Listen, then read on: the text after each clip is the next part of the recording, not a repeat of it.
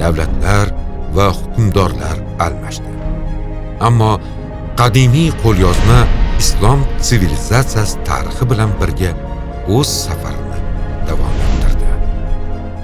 Usmon Qur'onining yo'li qariyb 14 asrdan buyon davom etmoqda.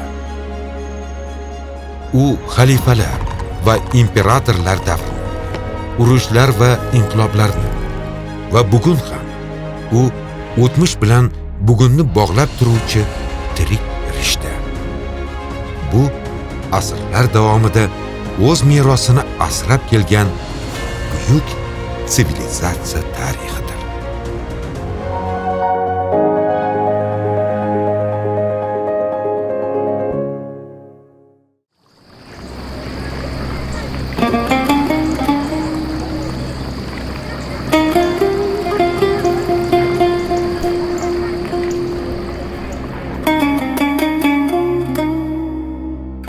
Usmon Qur'oni jahon sivilizatsiyasining nodir yodgorligi. O'qiladigan kitoblar bor, o'rganiladigan kitoblar bor. Ammo shunday kitoblar ham borki, ularning o'zi tarixning bir qismiga aylanadi. Shunday kitoblardan biri bugun Toshkentda saqlanmoqda.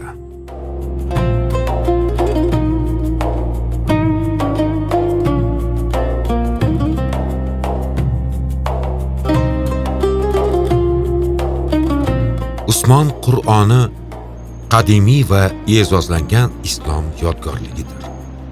14 asrdan ziyod vaqt davomida ushbu qo'lyozma turli davrlar, davlatlar va sivilizatsiyalardan o'tib, islomning ilk kunlari haqidagi xotirani asrab kelmoqda. Usmon Qur'oni tarixi 7-asrda Arabiston yarim orolida boshlanadi. 610-yilda Muhammad payg'ambar sallallohu alayhi va sallamga ilk vahiylar nozil qilindi. 23 yil davomida ushbu vahiylar insonlarga yetkazildi.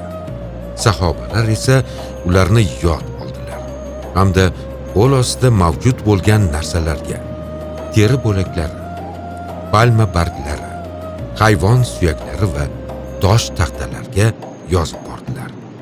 Payg'ambar vafotidan keyin barcha vahiylarni yagona matnga jamlash zarurati tug'ildi.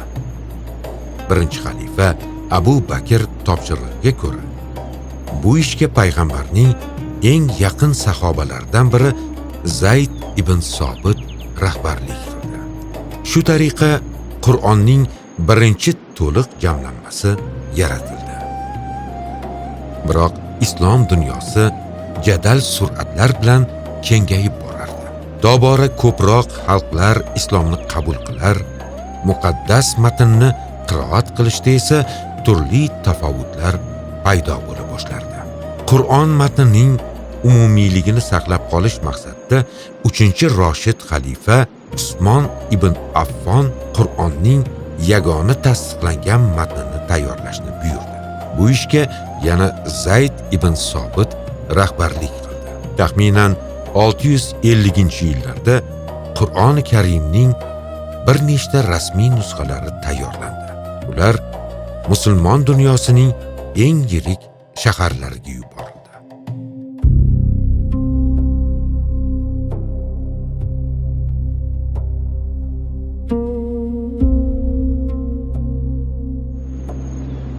Rivoyatlarga ko'ra, ushbu mushaflardan biri bevosita xalifa Usmonning o'ziga tegishli bo'lgan. Oradan bir necha yil o'tgach, 656-yilda xalifa Usmon Qur'on tilovat qilayotgan paytida shahid bo'ldi. Rivoyatlarga ko'ra, uning qoni tomchilari qo'lyozma sahifalarida qolgan. Shundan buyon ushbu nusxa butun dunyoga Usmon Qur'oni nomi bilan mashhur. Asrlar o'tdi. Davlatlar va hukmdorlar almashdi. Ammo qadimiy qo'lyozma islom sivilizatsiyasi tarixi bilan birga o'z safarini davom ettirdi.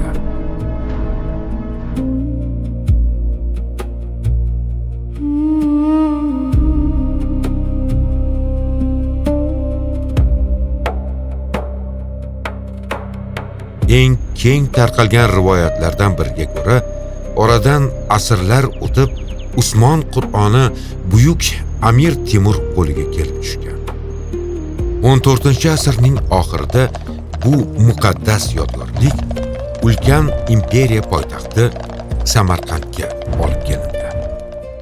Bu yerda qo'lyozma 500 yildan ortiq vaqt davomida saqlandi. Samarqand ahli uchun u shunchaki qadimiy kitob emas edi. U mo'minlar avlodlarini islomning ilk manbalari bilan bog'lab turuvchi muqaddas yodgorlik edi. Biroq 19-asrning ikkinchi yarmida uning taqdiri yana o'zgardi.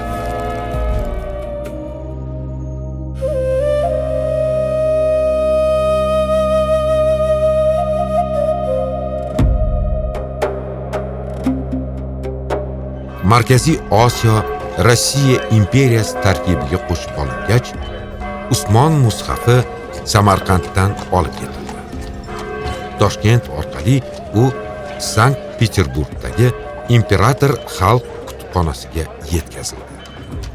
Aynan shu yerda qo'lyozma ilk bor jiddiy ilmiy tadqiqot obyektiga aylandi. Odamlar uning yoshi, xat uslubi, sahifalarning materiali va matn xususiyatlarini o'rgandilar. Uning faksimile nusxalari tayyorlandi. Qadimiy yodgorlikni ko'rish uchun esa dunyoning turli mamlakatlaridan odamlar tashrif buyura boshladilar. Ammo millionlab musulmonlar uchun Usmon Qur'oni muzey eksponati emas, balki mo'minlar orasida bo'lishi lozim bo'lgan muqaddas yodgorlik bo'lib qolaverdi. 1917-yilgi inqilobdan so'ng uni o'z yurtiga qaytarish uchun kurash boshlandi.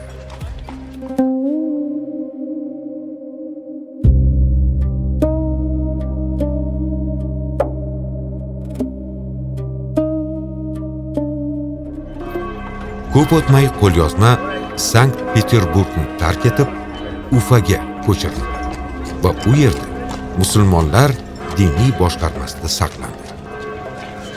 Yana bir necha yildan keyin u o'z yurtiga qaytish yo'lini davom ettirdi.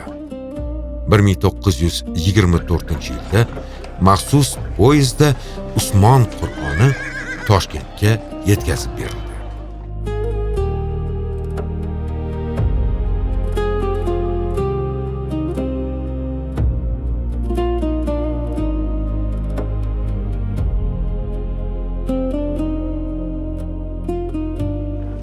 Yo'l bo'ylab uni minglab mo'minlar kutib oldilar.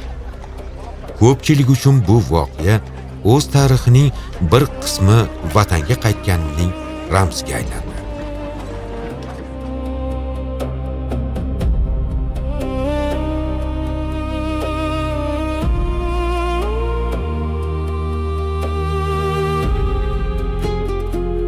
Biroq qadimiy qo'lyozmaning safarlari shu bilan tugamadi.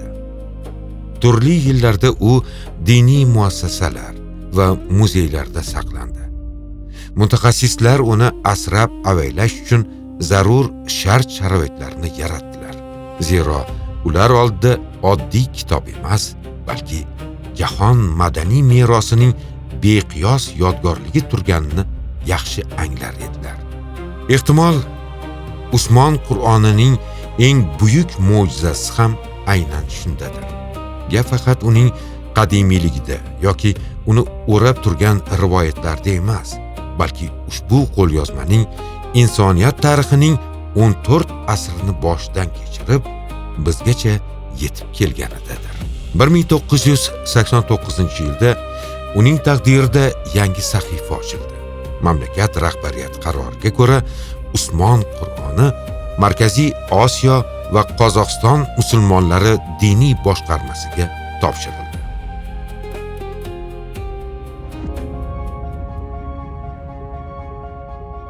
O'zbekiston mustaqilligi yillarida yaqin vaqtlargacha Hazrati Imom majmuasida saqlangan ushbu noyob qo'lyozmani asrash va o'rganish uchun zamonaviy shart-sharoitlar yaratildi.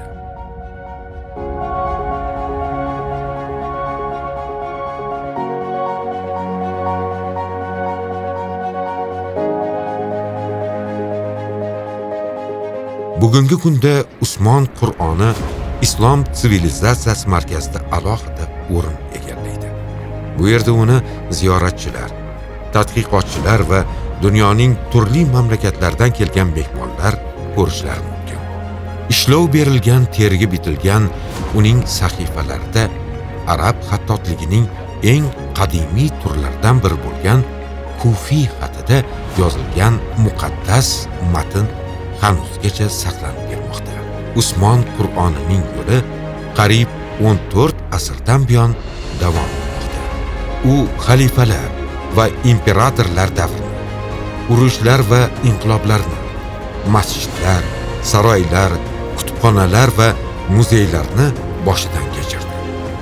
Ammo saqlanib qoldi va bugun ham u azaldan qanday bo'lgan bo'lsa, shundayligicha qolmoqda. Muqaddas matn noyob tarixiy guvohlik va o'tmish bilan bugunni bog'lab turuvchi tirik rishta. Chunki Usmon Qur'oni tarixi bu faqat bir qo'lyozmaning tarixi emas. Bu inson xotirasi tarixi. Bu ma'naviy vorisiylik tarixi. Bu asrlar davomida o'z merosini asrab kelgan buyuk sivilizatsiya tarixidir.